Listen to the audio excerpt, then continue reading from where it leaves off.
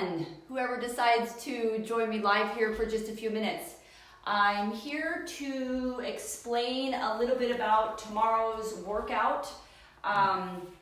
Cy the Sloth has joined me to further explain what we're basically going to be doing as far as this mindful movement conditioning and strength, what that is. So I'm having to adopt a different way of exercise that is more calming for my nervous system. And that would be, kind of yoga type of things, but I'm trying to do some different things that aren't necessarily yoga that can do kind of this slow movement, mindful movement of strength and conditioning, where we become fully present with the movements that we're making in the body. So we, say we're doing sit, stand, squats with the chair, but we're going really, really slow so that we're feeling the muscles, the connections at the feet to the calves, to the thighs, and just feeling all of the different muscles and how they all kind of work together. And it's a lot more isometric, which is more of hold strength training. And because we go really slow, it allows the body to engage the smaller muscles that oftentimes get underdeveloped, because when we're moving quickly, the larger muscle groups are always in charge, basically. And so what this does is it allows for some of the smaller muscles to also be worked. So it's that's kind of an explanation as to the strengthening aspect of it.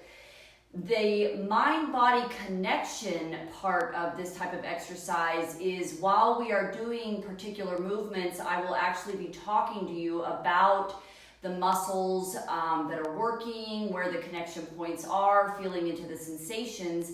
And what that does is it allows your mind to fully connect to the body. And we start to open up this communication between the mind and the body, so that you can do more focus work on the muscles that you're actually working, but it also builds more awareness in your body.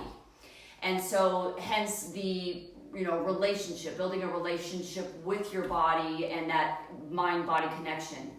Now, why that is so important is, especially in today's world, where we are very distracted most of the time. I mean, I don't know how many times you guys have done this, but I know I have, where I have driven from point A to point B, and I arrive at point B and don't even know how I got there. I'm completely distracted. I'm not present in the driving. I mean, I obviously got there safely, thank God, but I'm not really present in what I'm doing. And so in this world of distraction, where we really lose the ability to be present, the type of exercise that we're going to start doing together is allowing us to create that mind-body awareness, so that you become more present in that moment that we're exercising, but you also build this mind-body connection so that you are more present of your body throughout your day.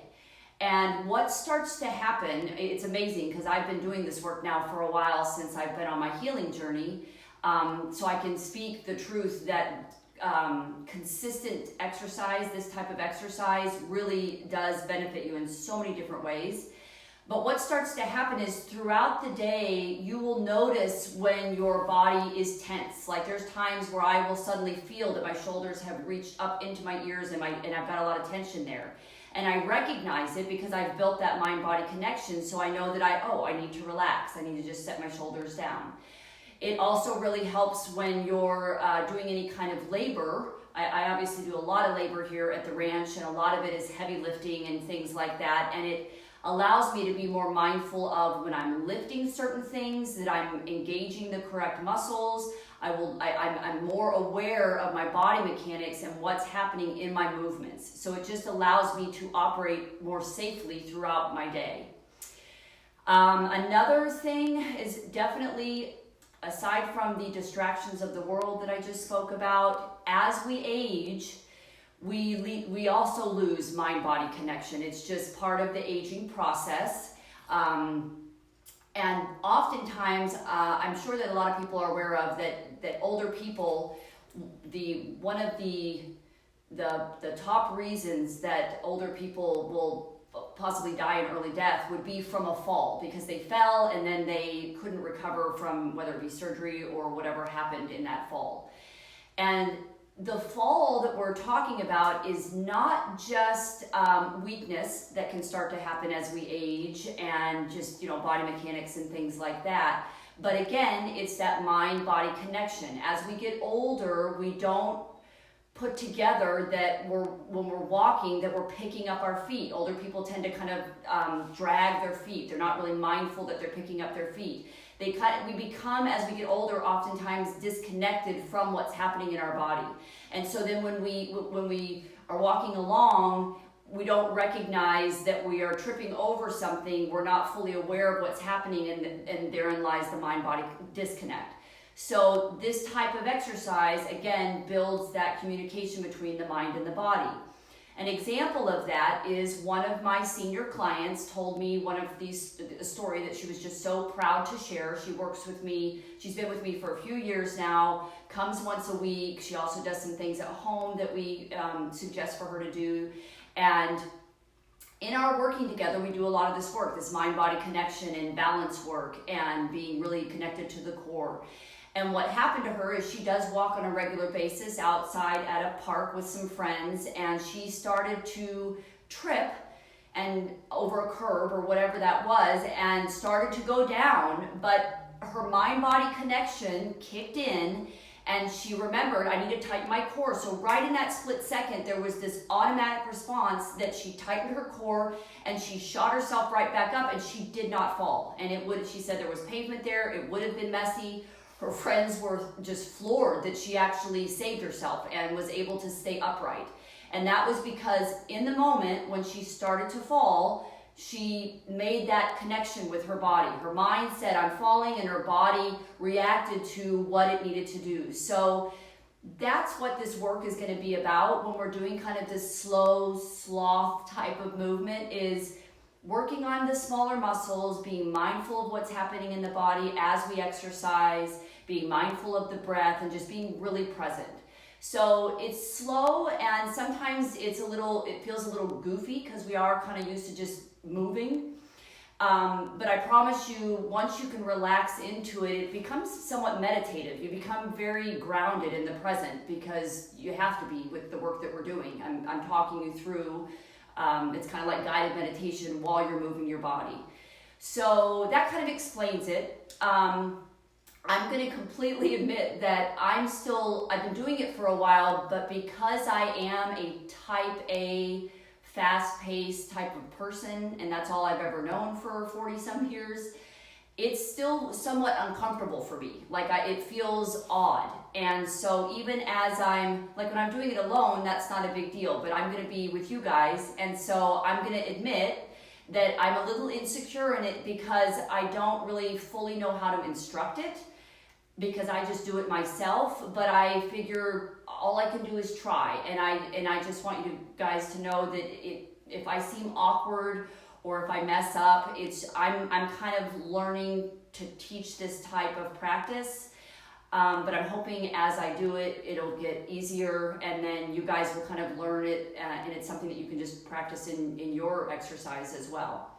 So along with that, so that kind of explains a little bit about what mindful movement and the type of exercise that we're going to be doing from now on.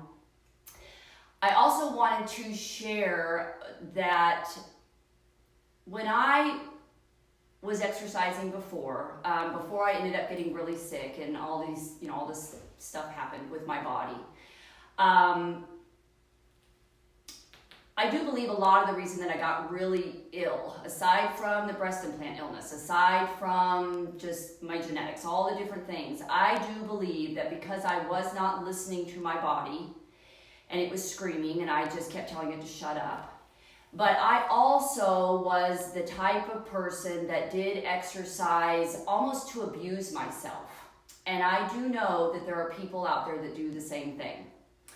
Meaning, an example would be, I ate too much pizza for dinner and now I'm going to go run like crazy and burn it off, and it's almost like a punishment.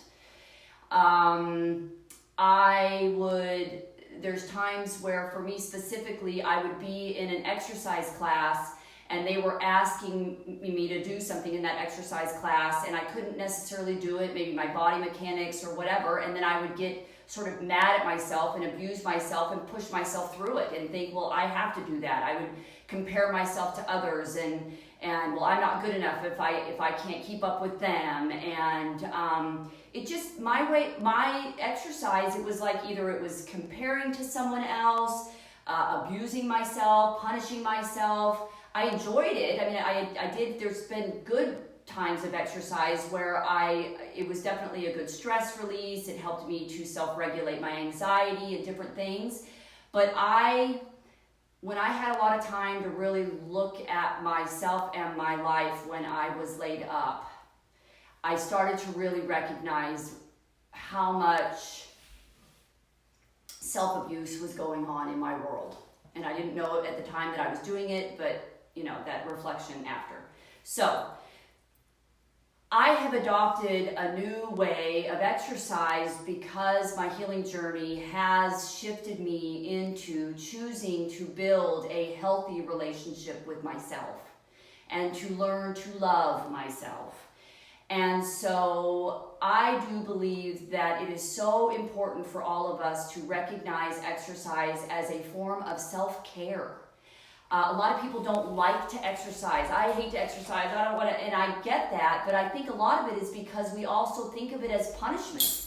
We think of it as really difficult and hard, and we don't understand that when we exercise, especially if we find a way that suits our body, that it's a means of self-care. It helps us to age more gracefully. It helps our bodies to function more efficiently, all the systems and organs and everything. There's so much more to it than just, rocking out an aerobics class or blowing through a spin class. Like there's ways to exercise that serve your body really well. And we all need to find what works best for us.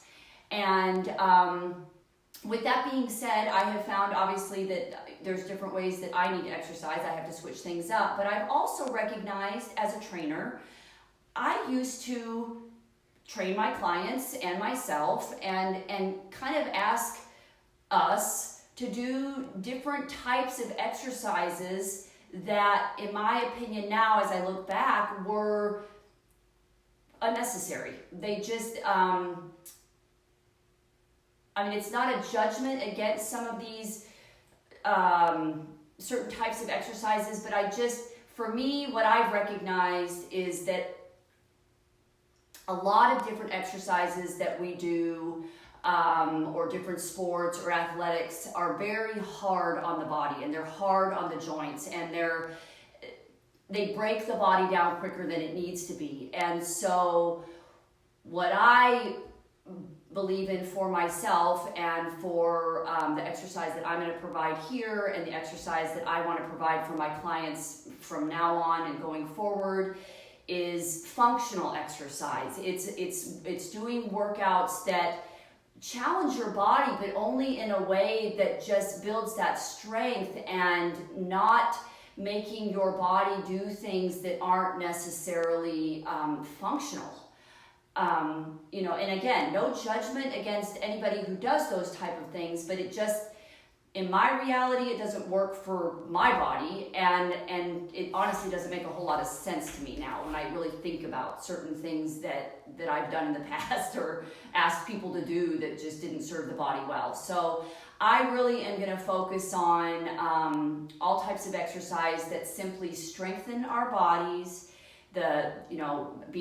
protecting our joints as best we can, really building the core muscles of our bodies. So from when you think about your core, it's not just like a lot of people just think, well, my belly. Well, that's only a part of it. I mean, you basically, you function from your shoulders even to your knees, and you want strength in all of that area to be able to allow you to sit and stand safely, to hold balance, to be able to step over things, to be able to reach and do things. So, be able to pick up your grandchildren.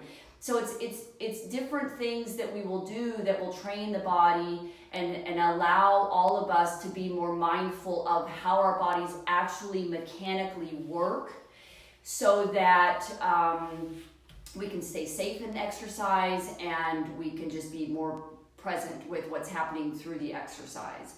So with all of that said, I really would like for, especially in the classes that I'm offering and when we're spending time together, that I want people to come in to our time together as a time for really caring for yourself and being compassionate with your body and not judging your body on what it can or cannot do. I mean, just being present with what it can do and being grateful for what it can do. Not comparing to what I'm doing. My body is different from your body. So just being aware of where your body is and not judging it and just being present with it and being grateful that you're able to do anything.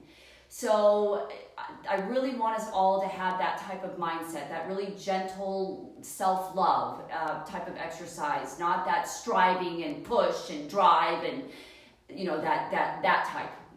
That doesn't work for me anymore. I'm letting go of that. So that's kind of what I want to implore all of you to do as well. And then even when you're out there in the world, once that happens again and you start going, maybe to your gym classes again, or working out in the gym, or whatever it is that you're doing for exercise, especially when you're in a group environment or when you're surrounded by other people, I do believe that that's when we can kind of get lost in that comparative thinking. And I just want to really ask all of you to just be mindful of that voice inside of your head that is saying that you're not good enough, or that you need to push yourself beyond your limits, or that no pain, no gain type of mentality. It doesn't serve your body well, and it doesn't serve your soul well. So when you're in those classes, just do what you can do and don't worry about what everybody else is doing. I guarantee that they are just thinking about what they're doing and they're not really focusing on you. It's kind of a weird mind trip that we have with comparative thinking, and I'm hoping that over time that I can really help you guys with that. I still struggle with it myself. What did I say a couple days ago? I was comparing myself to all the other trainers that are out there doing videos, so I am very much in the same struggle. Again, this is a we game, so I'm just hoping that we together can adopt a healthy way to exercise, to build a healthy relationship with our bodies through exercise, building that solid mind-body connection, learning self-compassion, learning self-love and acceptance. And through that, we'll just find a peaceful state of being. And when we start to build that deep respect and love of self, what starts to happen is you just start wanting to take better care of yourself. Before you know it, you start eating healthier. You start letting go of some of those unhealthy habits. You start recognizing what doesn't serve your body well, and you choose not to do it or to do it less. So when we really build that mind-body connection and that sense of self, it goes into everything. It affects your relationships. It affects how you react with interact with other people. It can literally change our entire lives.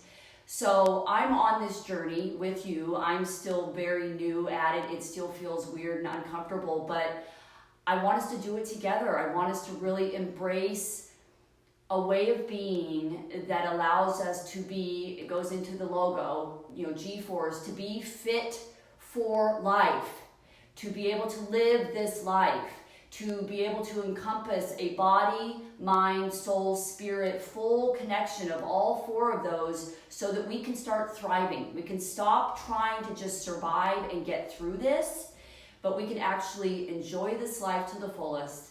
We can thrive, and we can just get the most out of it and put the best versions of ourselves out into the world and make the world a better place. So I think I've covered everything. I just kind of wanted to give an update on what's coming as far as the exercise. Bear with me because it's new to me as well. We're in this together. But I think it's going to be a really good thing. So I'll see you guys tomorrow morning. I hope you guys can join me. 9 a.m. Pacific Standard Time. Get your sloth on because it's going to be nice and slow. And that's it. I'll see you then. You guys have a great night. Bye.